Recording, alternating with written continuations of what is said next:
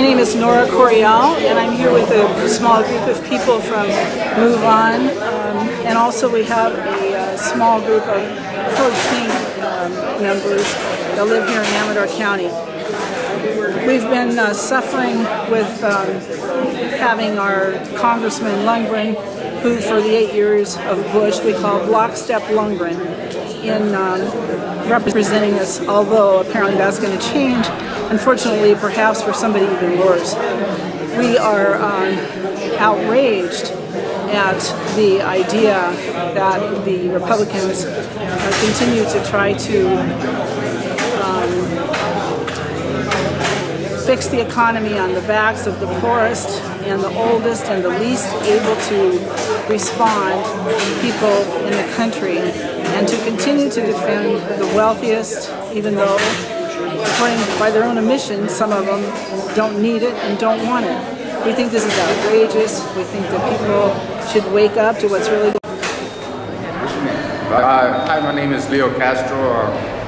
56 years old, and I went to college after my second career, basically, to attend the university at a late date, and I got my 4-year degree in accounting. But ever since I graduated, I haven't been able to find a job. Economics are going down, and the government's not helping. They're taxing the poor and not taxing the rich. So I feel that the taxes should be whoever can afford it. If you make a lot of money, you should be able to pay a little bit more money. Because I'm sure that if I had the money, I would be willing to pitch in, just like anyone else. But if it affects a whole lot of people, it affects my family, it affects my neighborhood, it affects my city, I definitely have to speak and say, definitely the rich have to take on their own responsibilities and be part of the solution instead of being part of the problem. Now right there kind of concludes my statement. Hi, my name is Nicholas Womack. I'd just like to give a short analogy of why it's so important to create more jobs. In a sense, the world is like a bunch of trees. Each one of us own them in the back of our yards. And you could say that they are money trees. In order for us to take care of them, we need to water them. But for right now, the jobs are what water them. If those who have jobs are not watering our plants, then we cannot produce money. In a sense that you take our money for taxes. If we can't give you money, then you don't make money. Instead of taking care of your own trees and watering your own trees, you could use some of that water and spread it out amongst the people who are looking to water their own.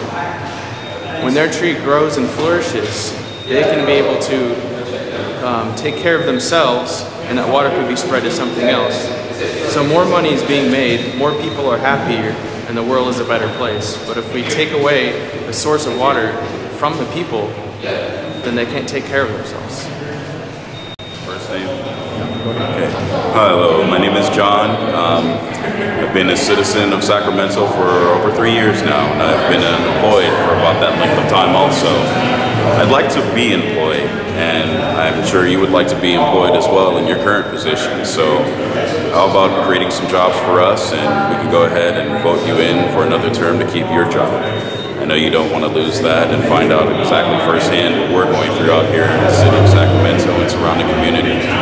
Good luck to you, and good luck to us also. Okay.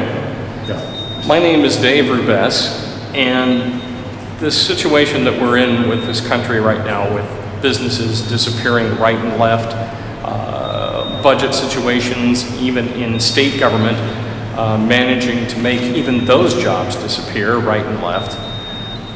Where is this all headed? We're confused as a group.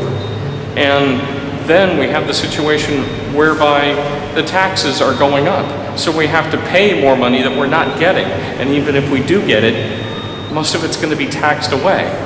Now, this all sounds academic, and I wish I could make it academic. But the trouble is, it's affecting myself personally. With fewer opportunities around, it obviously is getting harder and harder to find a job. I have some personal family matters also that are making it difficult for me to be able to have the time to look for a job. I'm scared of what the future offers. really quite for myself and for my children, because I'm wondering, where are the jobs going to be for them in just even 5, 10, or 20 years? Thank you for this opportunity. My name is Monica Jones, and I'm a resident of the North Natomas community. And I'm here today at the City Council meeting on August 23rd in support of the Oak Park community, who's are concerned about the redistricting, the maps in Sacramento. And one of my problems or issues that I have about the redistricting process was that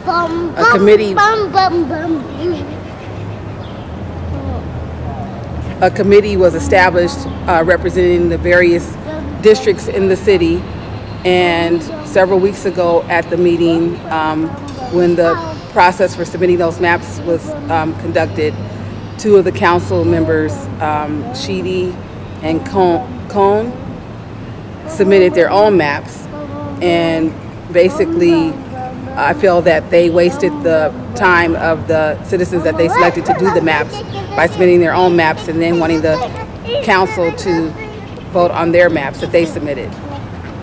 Area are not interested in what's going on, but this outpouring of people coming to the meeting demonstrates that people do care, and hopefully their voices will be heard. How do you feel about your U.S. representative? Which is, Dan Lungren? I disagree with just about everything that Mr. Lungren represents. I think he's ultra conservative, and I don't think that any of the ultra conservative members support the president. They make it difficult for him to do his job, and so that's a problem for me. Hi, my name is Brian Williams, and I'm here to talk to Dan Lungren about our job employment situations. I currently lost my job because the field I work in had basically closed down. And before you came in office, you said you were going to provide jobs, more jobs, and better situation. And it looks like nothing has really changed. I would like to know, when is that going to change, and what are you doing about that? And basically, can we please put a rush on it, because I'm trying to be employed as soon as possible. Thank you.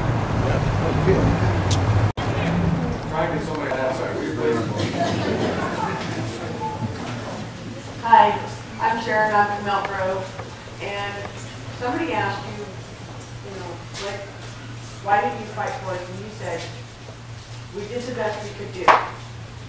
And I'm just curious, if your son came home and had a math test to study for, but he watched a couple hours of TV, played some video games, and he got a knee on it, and he looked at you and said, Dad, I did the best I could do. What would you say? And then I have another question. Analogy. I don't spend a whole lot of time watching TV, spending time wasting my time. I spend a great deal of time trying to do my job. Listen to what people have here to say. My name is Sharon, and I'm from Elk Grove, and I came to the Dan Lungren Town Hall meeting, and I asked a question about why he didn't, or a question was asked about why he didn't fight for us, and his answer was, I did the best I could. And I asked him if his son came to him, or had a math test to take, and before the math test he played video games and watched TV and chatted with his friends, and he got a D on the test, and he looked at his dad and said, well, I did the best I could. I noticed that when he answered that question, he talked about how he doesn't watch TV and he doesn't play video games, and he twisted the answer completely around. Instead of answering it, and instead of answering the question and being accountable for who he is, an elected official, he completely sidestepped the answer, and he answered it in a very politician way. He wasn't accountable, he didn't answer the question, and he twisted it to be something that sounded good, but really wasn't good.